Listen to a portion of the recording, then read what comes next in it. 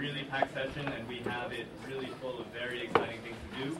I wanted to welcome you this morning to this workshop, and it's very much going to be a workshop, which means we're asking you to do work with us on social media and what the implications are for law schools.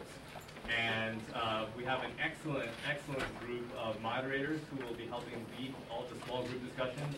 Like I said, this is going to be work. And I would like for everyone to introduce themselves, and then basically we're going to get rolling. So, so once again, this is the workshop on social media and law schools. If that's not what you're looking for, then it's the wrong room. So why don't we just have everybody cycle through. We'll introduce ourselves quickly, then I'll go through the format of this workshop, and then we will get started. Hi, I'm Bergus. I'm a student at the University of Iowa College of Law, and I'm also redesigning their website this summer. This is my website that if you want more information later, lots and lots of links. It's a work in progress, but it's what I've tried to develop and put together on social media best practices for students, law school staff, and employers who are looking at law students and law graduates as far as social media. So, I'm Meg Cribble, Harvard Law School Library. Hi, I'm Sarah Glassmore, University of Kentucky College of Law Library. I'm Susanna Leers at the University of Pittsburgh Library. Hi, I'm Denise Gray. I'm an instructional technologist at the Harvard Law School Library. John doesn't need to get up, but everybody remembers John, I hope, from the excellent keynote. Or maybe they've forgotten. And if you've already forgotten, then it's all been tweeted and live blogged anyway, so there for posterity. I'm Gene Koo, most recently of the Bergus Center at Harvard and also of Cali. I'm now at Blue State Digital. I gave a few handouts just recently about that. So we build social networks and other interactive sites for nonprofit campaigns, like the Obama campaign. We're doing a lot of work now with universities, and so I'd love to talk with you if you're interested with that.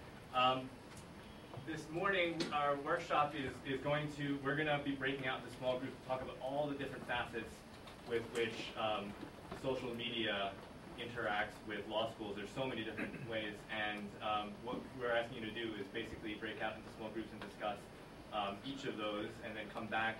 And the idea is to get the ball rolling. There's no way that in this 1 hour we can cover the bases, come up with recommendations for our schools, for our deans.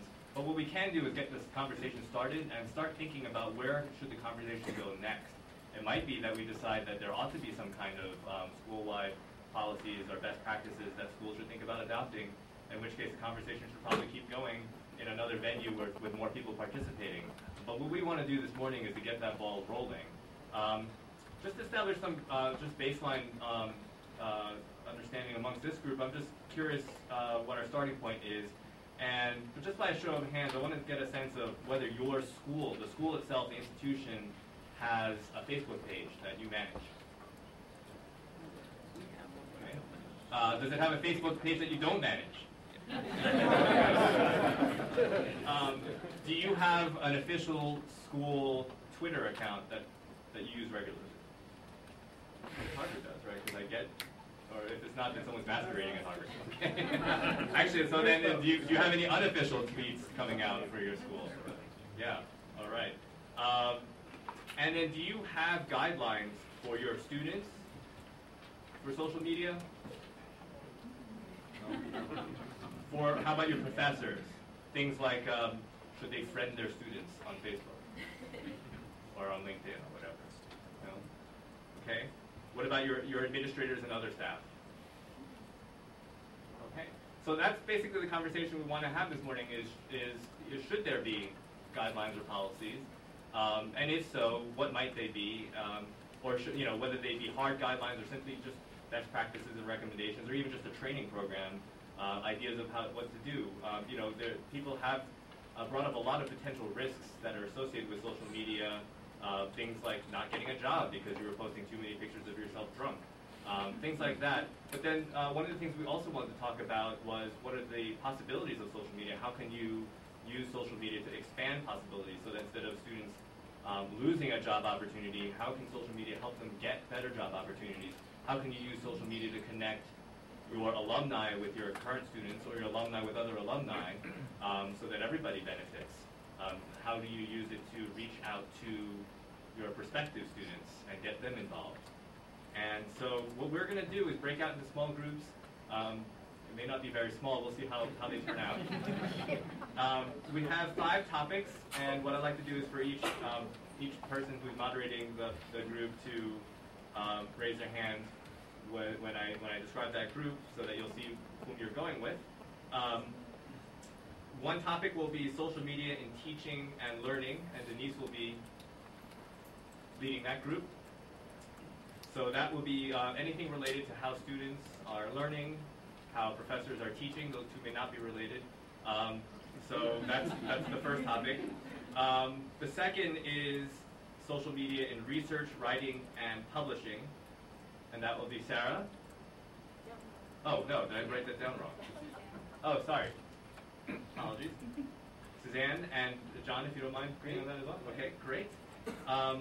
Another will be social media for recruiting, and that could be both recruiting by your law school for prospective 1Ls, as well as recruiting for the students to get into employment. And that will be led by Laura. Am I screwing that one up? No. Okay, great. The next topic would be social media in alumni relations, dealing with alumni, and then that would be Meg and myself. And then social media and the general public, PR and all other relationships with the public. That will be Sam. Great. Let me, just because this is going to be a little bit logistically difficult, this is a bigger group than we anticipated, and this is a smaller and slightly more difficult room than we anticipated. I just want to get a show of hands just so we can figure out where we can allocate people, just because we want the bigger groups to be somewhere that they'll fit. And you're not committing yourself, but we just want to get a sense. How many people are interested in heading over to the teaching and learning one? Okay. The research, writing, publishing? Okay. Recruiting? Okay. Alumni relations? Okay. And then the general public? Okay, so it looks like the teaching and learning is going to be the biggest group, and that probably would make sense over on the special group. And then the rest of us will just have to fend for ourselves. But why don't, once again, why don't we just have our raise our hands for the groups who are leading social media and learning with Denise? Okay. Research, writing, publishing is Dan and John. Recruiting is Laura. Alumni is Meg and myself. And general public is Sarah. So.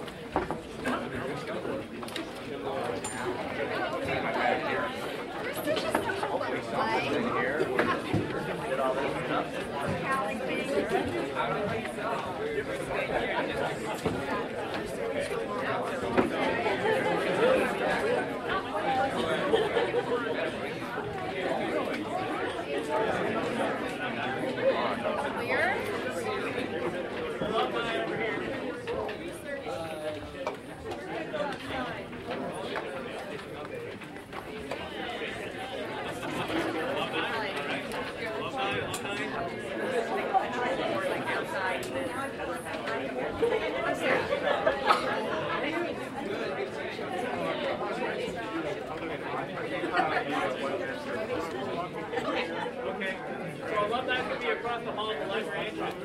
They were asking. Yeah. Alright,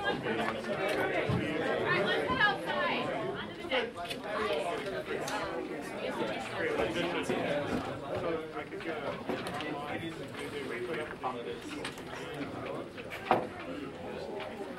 If you're doing research, we're going to the patio. Rudy, we're going downstairs.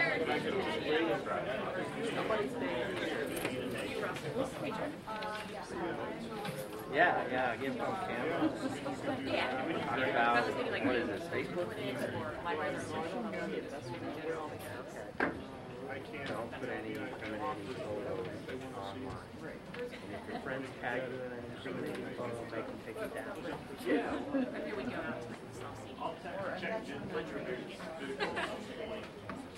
They weren't sure if they were going to do it, but it sounded like, I told them, Yeah. Even if I wouldn't commit to doing it. That'd be great, yeah. I wonder if the updated link on the website. I'm the catalogger.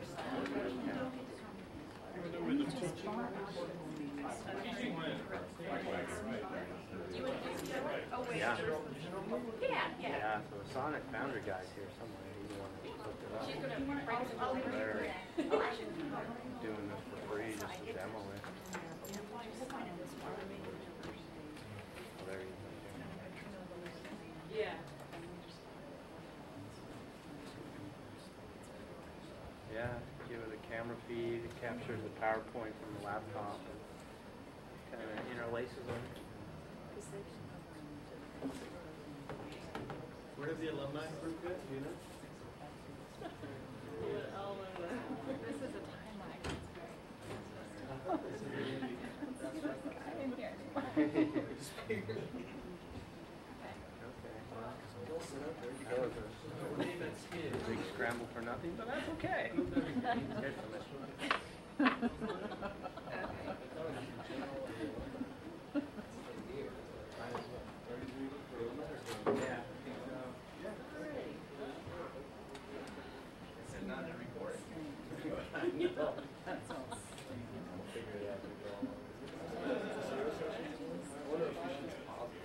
Yeah, I'd imagine so.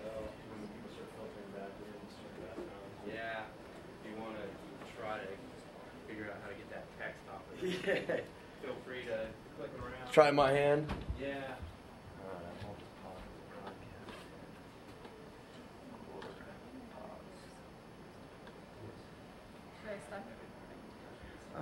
No, let's just try to figure out this. It's fun just being on.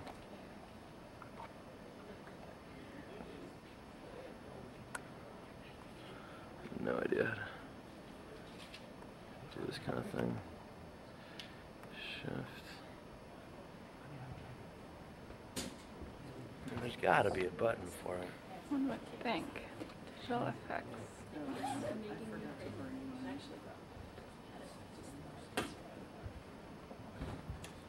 Yeah, we could go to the menu, but Let's turn it around here. See it, I can both see it. Menu. Menu button doesn't work. Maybe if we put it from tape to card. Camera.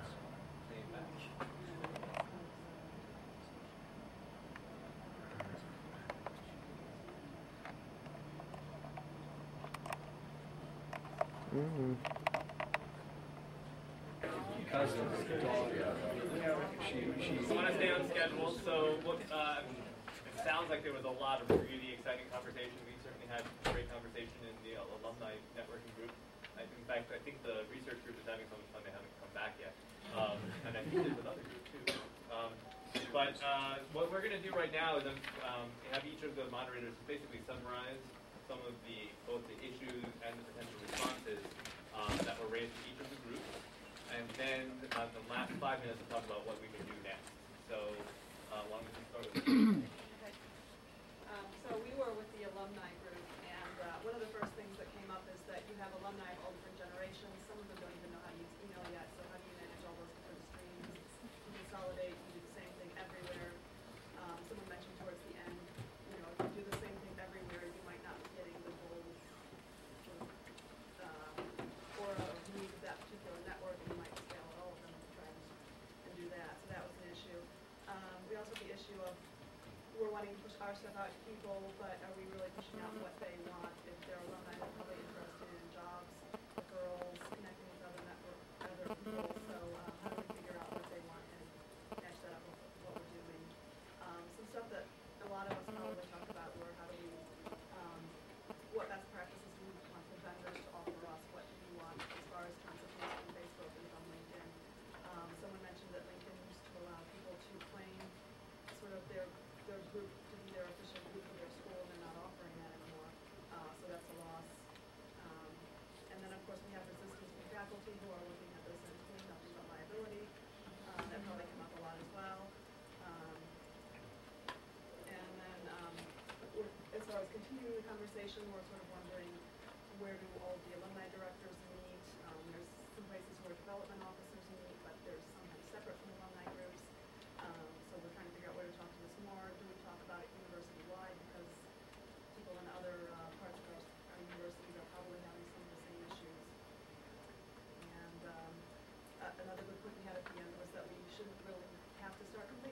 scratch on this because we all have alumni directories anyway, but how do we make them more robust and figure out how to leverage them to reach out to people? Anything else from the group to add that we missed in the summary?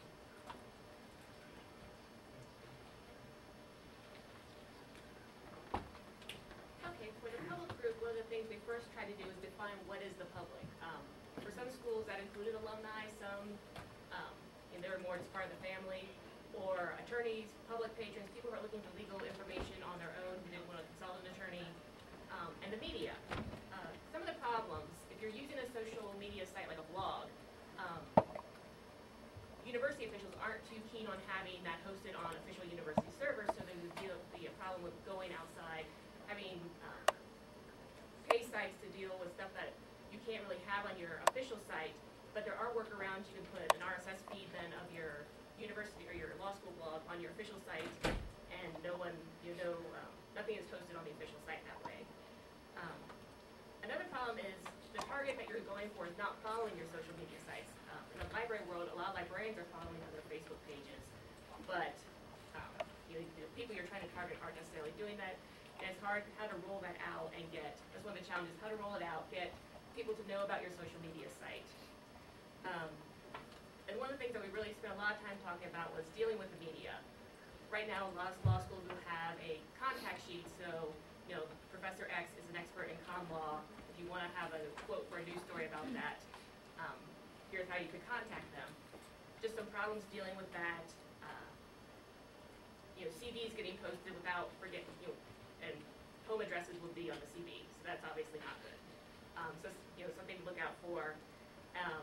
And things in the future, would a professor want a Facebook page just for themselves to advertise their expertise?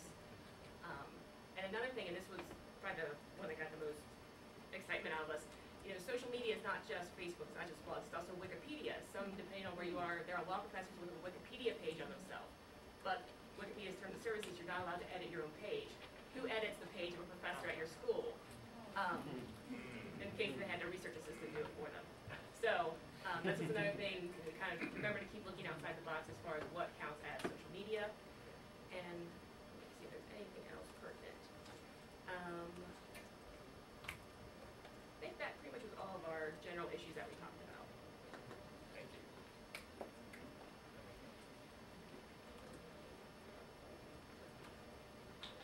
All right, we talked about recruitment, and as far as social media and recruiting, it requires collaboration among different departments, primarily admissions, but you also have IT people that are helping with setting up and facilitating networks, and you have external relations people that are concerned about branding and that sort of thing, and you have people representing the higher level administration, current students, all that. So getting everyone to play together and agree on what you're going to do for institutional use of social media is definitely tricky, and I think that points to a need for some actual policy myself.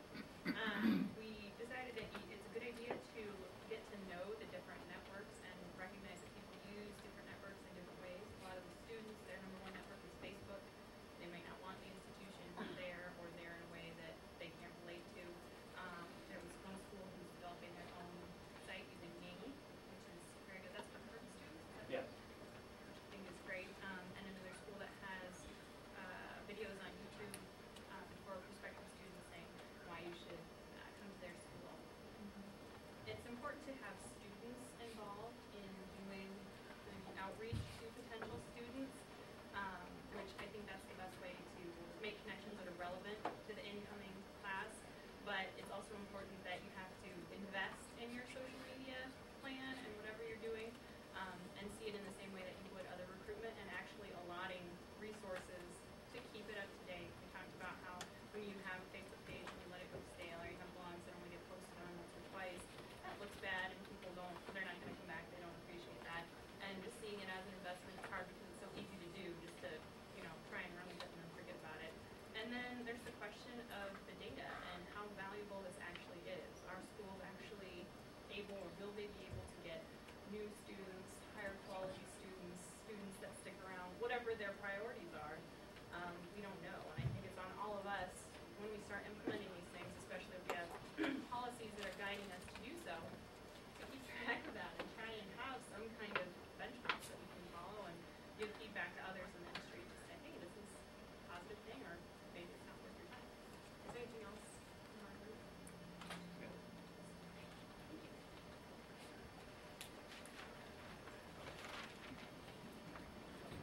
our group was teaching and learning social media. We had a lot of questions. Some people were asking, how do we, if you actually engage in using social media, how do you create these spaces without having them die, like the presenters mentioned. Some students don't want to friend professors, or some administrators and faculty are very private. They don't want to be online on Facebook. They're reluctant to create profile pages. What do you do if you are engaging on Facebook? Or what do you do if students are ranting and raving or saying negative things about professors or the institution? Should you have a policy around that? How do you engage students and faculty using these social media applications? We also had a question of, there's a couple of ways you can use these systems to push information or to utilize them in a teaching and learning environment. So people wanted a clear distinction between what we were talking about there. And we're very interested in, obviously, the latter part. How do we adopt these technologies in the classroom to improve teaching and learning outcomes? A lot of students don't want institutional control of these types of applications. They're very happy with Facebook, and so they don't. We had a couple of institutions have their own name or other walled garden applications, but students have participated because that there are regulations there that they may not want to participate in. And how do you get faculty involved using social media? And how do you convince faculty to, or persuade them why it's better than what they're already doing? So we had a number of questions like that. Some of the thoughts at the end were how do we address this stuff? A few people have a student ambassador program where they train students to partner with faculty. They were saying that faculty are more willing to talk to students because there's less fear and embarrassment when reaching out to a peer or to their instruction technologist. We agree there should be policy put in place of some type, a code of conduct, where everyone involved, faculty, students, and staff come together with a committee. So there's buy-in from everyone with whatever policy that we decide. And we all agree that training and outreach needs to occur, both on the group level and individual level of faculty, where, again, utilizing students to reach out, go door to door, knocking on faculty offices to see if they're interested in learning more. We've had a couple of institutions say they've had a lot of success with that type of outreach. Is there anything else from our group? Thank you. And did we lose the research people? Somebody went outside.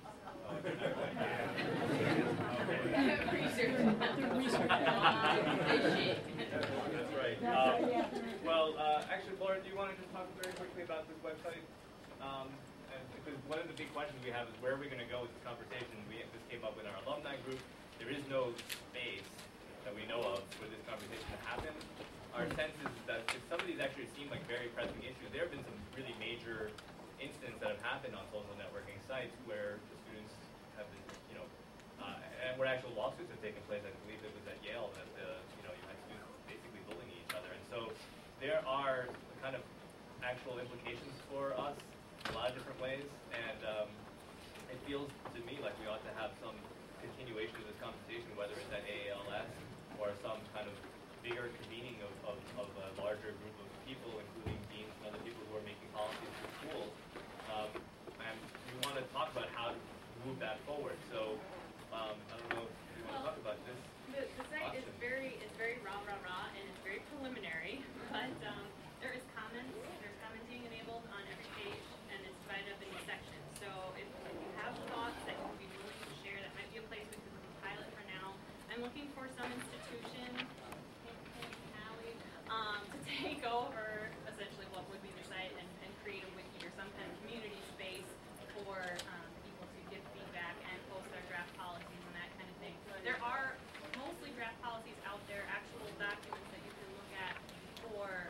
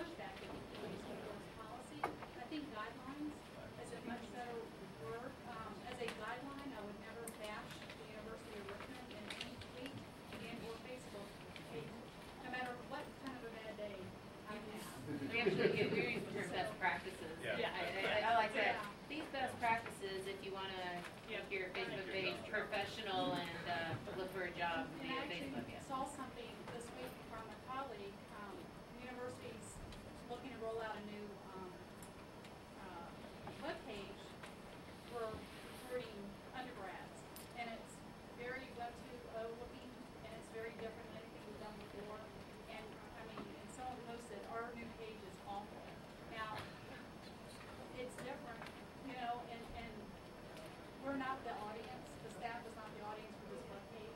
So, you know, we got to remember who the audience and stuff is. But it's interesting because there's been a string underneath that post. And I'm thinking, you guys are crazy, crazy. You know, not to post something that kind of a political forum. And as much as we critique students for what they post, that's the thing. If we're not familiar with it and we make poor choices, Right. we have to set good examples. So I've already committed one of the first errors of doing social networking, which is I failed to pass around something to get all of your email addresses. But what I recommend is if you're interested in being part of this group, can you just leave your business card to Laura on the way out? That way, or a sheet of paper with your email address. That way, find a way to stay in touch with you. If this is going to go somewhere, it's got to be people behind it. We're not going to get our wrap up from the research group. What are you going to do? I'm going to be around. Yeah, exactly. I see. I'm actually going to be around for the rest of the conference. If anybody's interested in talking about lessons learned from the Obama campaign and what that might mean for your law school, come talk to me as well. So thank you all. This was a great session. And give your business card.